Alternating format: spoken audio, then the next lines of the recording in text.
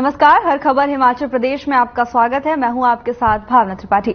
रुक करेंगे प्रदेश की तमाम बड़ी खबरों की ओर। मंडी के ऐतिहासिक सेरी मंच पर कांग्रेस की नेत्री सुप्रिया श्रीनेत ने भारतीय जनता पार्टी मंडी लोकसभा प्रत्याशी कंगना रनौत के बारे में अभद्र टिप्पणी की थी, जिसके विरोध में बीजेपी के समर्थकों ने धरना प्रदर्शन किया, जिसमें मुख्य रूप से पूर्व मुख्यमंत्री और नेता प्रतिपक्ष जयराम ठाकुर मौजूद रहे।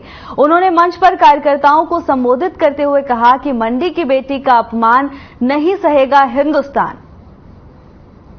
छोटी काशी से जो अपमान की चिंगारी निकली है वो पूरे हिंदुस्तान में कांग्रेस को चित्त कर देगी। इसके साथ ही उन्होंने कहा कि ये पहली मर्तबा नहीं है जब कांग्रेस पार्टी ने किसी नारी का अपमान किया है। कांग्रेस नेत्री सुप्रिया ने जो मंडी की बेटी के लिए अपमानजनक टिप्पणी की है, उसका खामियाजा पूरी कांग्रेस पार्टी को चुनाव में भुगतना पड़ेगा।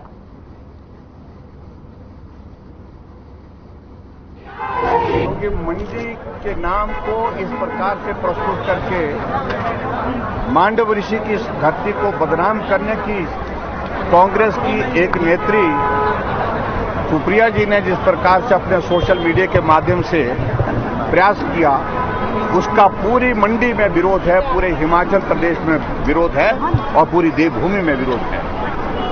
मैं इस बात को पहले भी कह चुका हूं कि ये मंडी वो मंडी नहीं है जिस मंडी का जिक्र वो करने की कोशिश कर रहे हैं। ये मंडी वो है जो मांडव ऋषि की तपस्थली रही है और उसी नाम पर, मांडव ऋषि जी के नाम पर मंडी का नाम पड़ा है। ये मंडी वो मंडी है जो छोटी काशी के रूप में जानी जाती है। सैकड़ों की संख्या में यहां पर मंदिर हैं जिनके प्रति श्रद्धा है, आस्था है।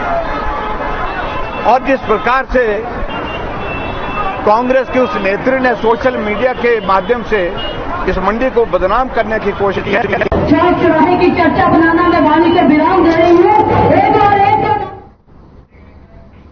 बीजेपी के राज्यसभा सांसद हर्ष महाजन का बड़ा बयान सामने आया है, जिसमें उन्होंने प्रदेश की कांग्रेस के कई विधायकों के संपर्क में होने का दावा किया है। आपको बता दें कि प्रेस कॉन्फ्रेंस के दौरान हर्ष महाजन ने कहा कि प्रदेश की कांग्रेस सरकार जल्द गिरने वाली है। कांग्रेस के कई विधायक और नेता उनके संपर्क में हैं, लेकिन बीजेपी उतने ही विधायक लेगी जितनी जरूरत है और लोकसभा चुनाव के बाद ये सरकार गिर जाएगी, जिसके लिए बीजेपी नहीं बल्कि खुद मुख्यमंत्री सुखविंदर सिंह जिम्मेदार होंगे। साथ ही उन्होंने कहा कि जिन कांग्रेस के 6 विधायकों ने राज्यसभा चुनाव में उन्हें वोट किया है वो नहीं बिके हैं। उन्होंने अपनी अंतरात्मा की आवाज सुनी और हिमाचल हित को ध्यान में रखते हुए अपना वोट दिया है। उन्होंने वोट दिया है, बच चुका है। हमारा भारतीय जनता पार्टी का जो मोदी सरकार की सीटें चारों घोषित हो गई हैं और चारों की 4 सीटें, इसमें कोई शक की बात नहीं है, भारतीय जनता पार्टी को जाएंगी, नरेंद्र मोदी जी को जाएंगे। इनका इलेक्शन भी, जो एमएलए जाए, इनका इलेक्शन भी सेम डे पे है और इनके इलेक्शन का भी जो असर है लोकसभा का वो एमएलए शिप में भी पड़ेगा और ये खुद ही बहुत सक्षम लोग हैं और मैं समझता हूं ये जो ऐसा काम हुआ है ये सुक्खू सरकार की नाकामयाबी। लोकसभा चुनाव की तारीखों का ऐलान हो चुका है। वहीं कांग्रेस ने अब तक हिमाचल प्रदेश में एक भी सीट पर प्रत्याशी की घोषणा नहीं की है। इस बीच शिमला संसदीय क्षेत्र के प्रभारी रोहित ठाकुर ने कांग्रेस पदाधिकारी की बैठक ली। इस बैठक में आगामी लोकसभा चुनाव को लेकर रणनीति तैयार की गई है। बताया जा रहा है कि पार्टी जल्द ही लोकसभा चुनाव के प्रत्याशी की घोषणा करेगी और इसके तुरंत बाद कांग्रेस कार्यकर्ता मैदान में उतरेंगे। इसके साथ ही रोहित ठाकुर ने लोकसभा चुनाव के साथ उपचुनाव में भी जीत का दावा किया है। इस दौरान शिक्षा मंत्री रोहित ठाकुर ने कहा कि बीते 15 महीने में सीएम सुखविंदर सिंह सुक्खू के नेतृत्व वाली सरकार ने बेहतरीन काम किया है और सरकार की ओर से किए गए कामों को लेकर ही जनता के बीच कांग्रेस कार्यकर्ता जाएंगे।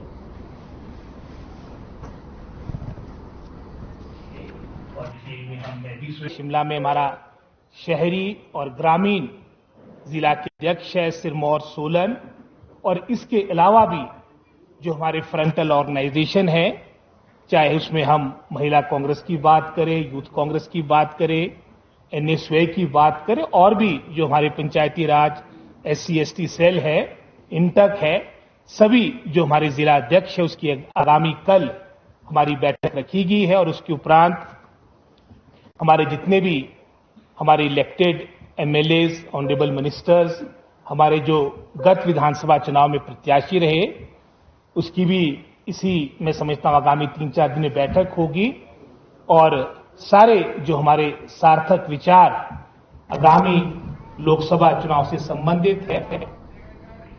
बीजेपी युवा मोर्चा के प्रदेश अध्यक्ष तिलक राज सिरमौर जिला के 2 दिवसीय प्रवास पर पहुंचेंगे और युवाओं के साथ सभी विकास खंडों पर चुनाव को लेकर मंथन किया जाएगा, जिसकी जानकारी बीजेपी युवा मोर्चा के प्रवक्ता विनय छींटा ने नाहन में एक प्रेस कॉन्फ्रेंस के दौरान दी। विनय छींटा ने बताया कि सराहा नाहन मंडल में बैठकें आयोजित होंगी, जिसमें प्रदेश अध्यक्ष तिलक राज मौजूद रहेंगे। इसके साथ ही राज्यसभा सांसद सिकंदर कुमार भी विशेष तौर पर बैठक में मौजूद होंगे।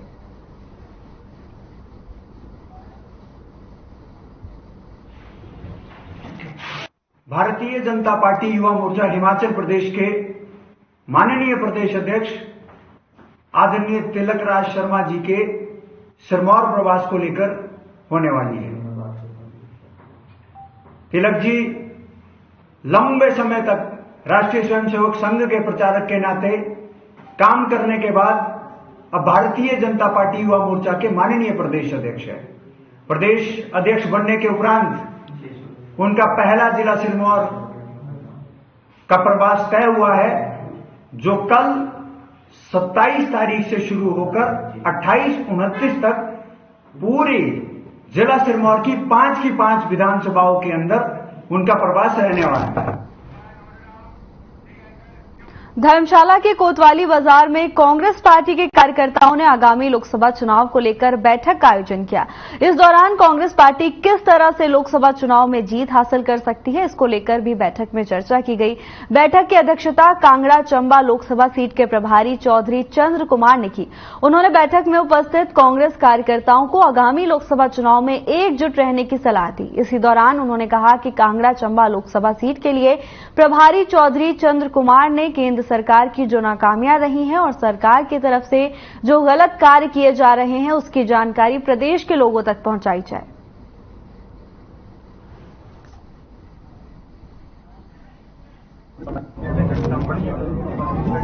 आपको पता है कि लोकसभा के चुनाव की जो है वो विधिवत घोषणा हो गई है और उसी संदर्भ में हमने जो है वो कांगड़ा चंबा जो लोकसभा के हमने ऑफिस बेयरर्स जो है उसकी बैठक जो थी वो धर्मशाला की है और उसके संदर्भ में जो है वो आगे का जो रोड मैप है इन चुनावों का, उसके बारे में विस्तार से चर्चा की है और ये हमारी पहली बैठक है और इस पहली बैठक में अभी कांग्रेस पार्टी ने अभी प्रत्याशी जो है वो हिमाचल प्रदेश के घोषित नहीं की है।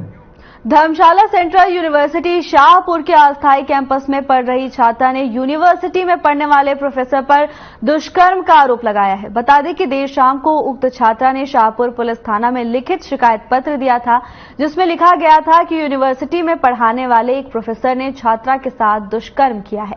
इस पर कार्रवाई करते हुए पुलिस ने प्रोफेसर को गिरफ्तार कर लिया और उसका मेडिकल करवाकर प्रोफेसर को अदालत में पेश किया जाएगा। तो वहीं इस मामले में पुष्टि करते हुए एएसपी जिला कांगड़ा वीर बहादुर ने कहा कि शिकायत मिलने के बाद शाहपुर पुलिस थाना के प्रभारी की तरफ से इस मामले में अभियोग दर्ज किया गया और प्रोफेसर को हिरासत में ले लिया गया, जिसके बाद प्रोफेसर को अदालत में पेश किया जाएगा।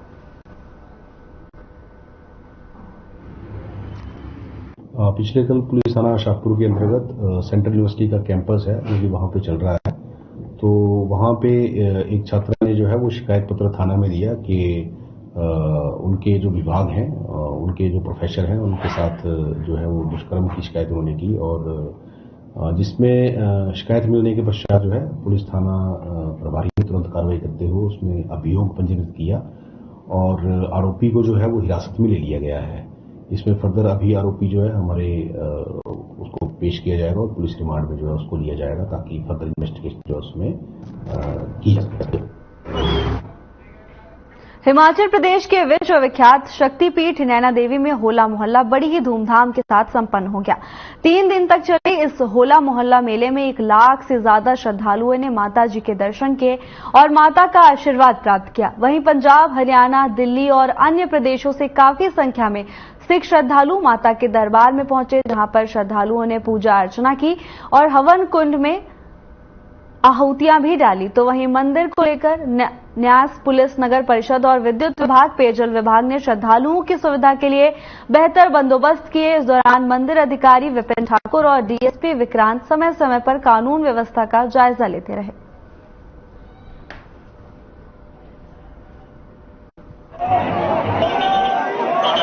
तीन दिनों से होला मेला जो माता नैना देवी से चल रहा है और अनंतपुर साइड से माथा टेकते हुए यहाँ पे जो सिख समुदाय के लोग हैं यहाँ पे होला मेले में माथा टेकने आते हैं और लाखों की तादाद में यहाँ पे उन्होंने माथा टेका।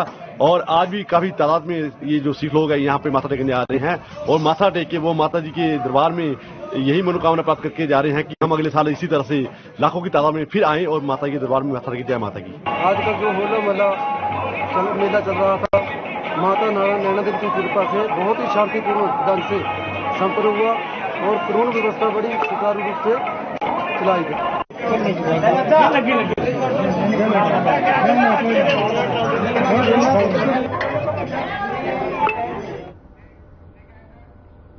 फिलहाल के लिए बस इतना ही। जल्द हाजिर होंगे नई अपडेट्स के साथ। नमस्कार।